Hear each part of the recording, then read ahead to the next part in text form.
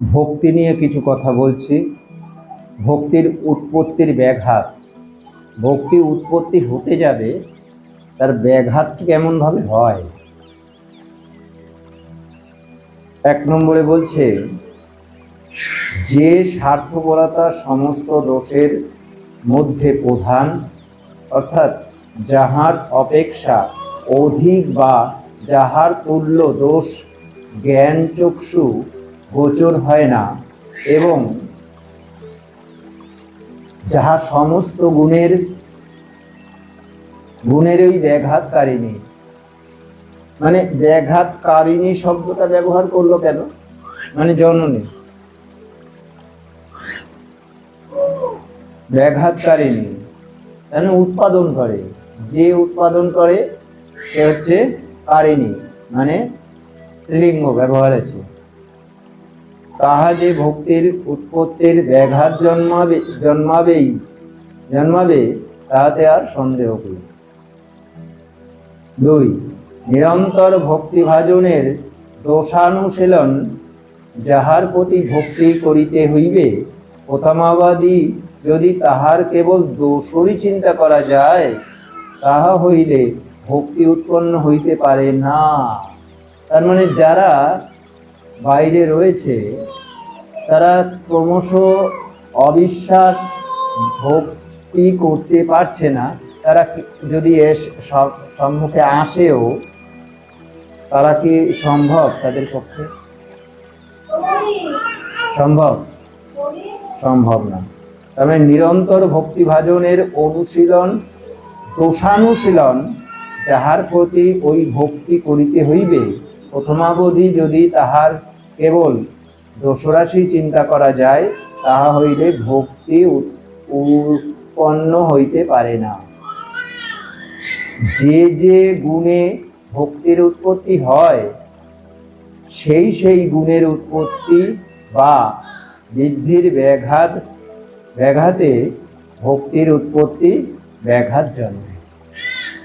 4, এতদ্ভিন্ন যে যে হেতুবশত ভক্তির হ্রাস হয়, পরে দেখো তৎসমুদয়ী প্রথমাবধি অবলম্বিত হইলে ভক্তির উৎপত্তির বিষয়ে ব্যাঘাত জন্মে। ভক্তি একটি গুণ, সুতরাং তাহার বৃদ্ধি হ্রাস হইতে পারে। কি কি কারণে বৃদ্ধি হইতে পারে তৎসমুদয় নিম্নে নির্দিষ্ট করা গেল। কি কি উপায়ে ভক্তির বৃদ্ধি হয়? পার্থিব ভক্তির বৃদ্ধি প্রেম সাধনা ও উপাসনা দ্বারা ঈশ্বর ভক্তি বর্ধিত হয়। যেমন প্রকৃত প্রেম ঈশ্বর প্রেমের অঙ্কুর, তদ্রূপ পার্থিব ভক্তিও ঈশ্বর ভক্তির অঙ্কুর। পার্থিব ভক্তি ব্যতীত কখনো ঈশ্বর ভক্তি জন্মিতে পারে না। পার্থিব ভক্তি বৃদ্ধি ও প্রেম সাধনা উভয়ের মধ্যে প্রেম সাধনার বিষয় ইতপূর্বে প্রেম প্রবন্ধে নির্দিষ্ট হইয়াছে। এক্ষণে পার্থিব ভক্তি বৃদ্ধির উপায় নিম্নে লিখিত হইল। করুণ রস, মমতা, ভক্তিভাজনের প্রত্যয়, ভক্তিভাজনের গুণানুশীলন, ভক্তিভাজনের নিকট উপদেশ গ্রহণ, ভক্তিভাজন কর্তৃক সৎপথ পরিচালিত হওয়া, সরলতা, পবিত্রতা প্রভৃতি কতিপয় সদ্গুণ, এই 7টি বিষয়ের বিবরণ প্রেম প্রবন্ধে দেখো।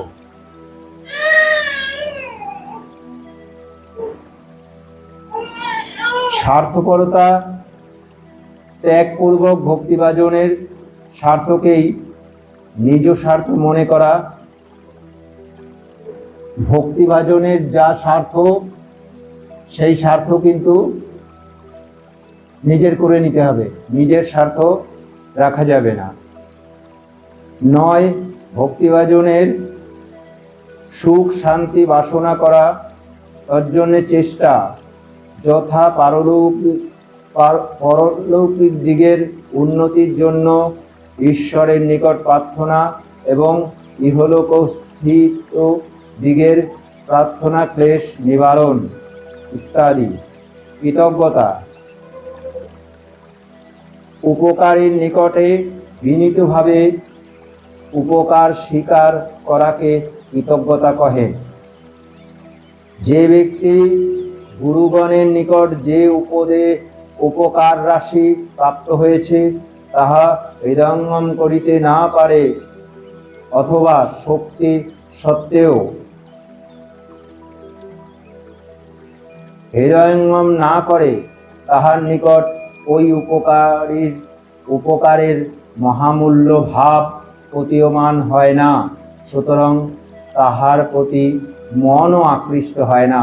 এজন্য কৃতজ্ঞতাকে ভক্তিবৃদ্ধির একটি প্রধান কারণ বলিতে হইবে। ভক্তিভাজনের স্নেহানুভব, অমুক আমাকে স্নেহ করেন, ইহা অনুভব করিতে পারিলে তাহার প্রতি ভক্তি ভাব সততই উদিত হয়। অতএব ভক্তিভাজনের স্নেহানুভবও ভক্তিবৃদ্ধির কারণ সন্দেহ নাই। 12 আপাতত বিশেষত আমরা যাহাদিগের মধ্যে সর্বদা বাস করি, সেই পিতা মাতা ভ্রাতা প্রভৃতি ভক্তি করিতে দেখিলেও ভক্তিবৃদ্ধি হয়। 13 সময়ে সময়ে দূরদেশে অবস্থান এই বিষয়ে বিবরণ প্রেম প্রবন্ধে প্রকাশিত হয়েছে। মাঝে মাঝে দূরে থাকতে হয়, আবার অধিক সময় দূরে থাকলে প্রেম ভঙ্গ হয়। একই বিষয়, ভক্তি কমে যায়। ভক্তিভাজনের থেকে দূরে সরে গেলে ভক্তি কমে যায়। 14 সাদৃশ্য অনুপাত, অর্থাৎ মাতা ও পিতা ভিন্ন অন্য যে সকল মহাত্মাদিগের প্রতি ভক্তি করিতে হয়, তাহাদিগের সহিত সাদৃশ্য অনুপাত থাকিলে সহজে ভক্তি সঞ্চার হয়। এই নিমিত্ত সাদৃশ্য অনুপাতীয় গুরু হওয়া আবশ্যক।